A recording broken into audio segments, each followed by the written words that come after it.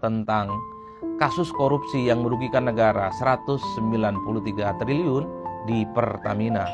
Sampai hari ini kalau kita mau jujur, sekalipun sudah diungkap ada kerugian negara yang cukup fantastis 193 triliun, tapi kan masih terjadi silang pendapat, masih terjadi tawuran opini antara pihak Pertamina dengan Kejaksaan Agung. Kita dengarkan dalam rilis yang disampaikan secara terbuka oleh Kejaksaan, sudah terindikasi kerugian negara yang cukup fantastis ini itu tidak bisa dilepaskan dari praktek yang cukup jahat karena ada oplosan yang dilakukan oleh oknum-oknum jahat tertentu yang kemudian mengubah Pertalite kemudian menjadi Pertamax, atau oplosan Pertalite yang kemudian dijual dengan harga Pertamax.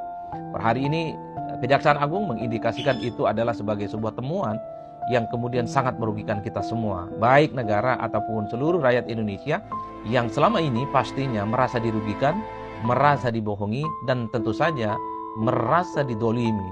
Karena rakyat yang dulu itu dipaksa untuk pindah ke Pertamax khususnya adalah mereka yang berharap bahwa kualitas BBM yang mereka gunakan itu baik, kemudian irit, dan tentu saja sangat berguna untuk kelangsungan kendaraan yang mereka gunakan.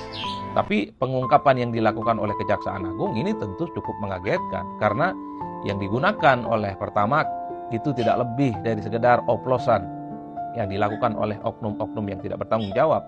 Tapi pada saat yang bersamaan, coba kita dengarkan pernyataan-pernyataan dari pihak Pertamina, baik yang dilakukan secara terbuka ataupun hasil RDP, rapat dengar pendapat dengan kawan-kawan DPR, mereka membantah bahwa tidak ada ceritanya oplosan.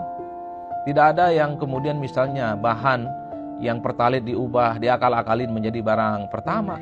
Mereka itu hanya mengatakan bahwa ada memang penambahan yang disebut dengan aditif yang tujuannya adalah untuk meningkatkan value ataupun kualitas BBM mereka sehingga kualitasnya itu bisa kompetitif dan baik untuk kendaraan. Istilah-istilah aditif itu sebenarnya adalah istilah elit dan tidak semua orang bisa memahami itu.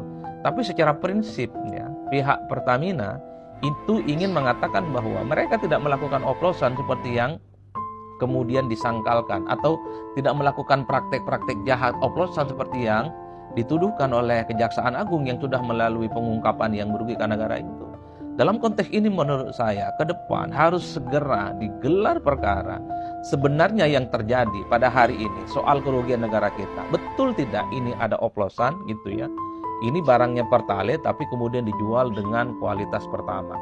Atau ini sebenarnya Pertalite tapi dikasih stiker Pertamax. Ini kan untuk memberikan satu kepastian bahwa ini terjadi oplosan.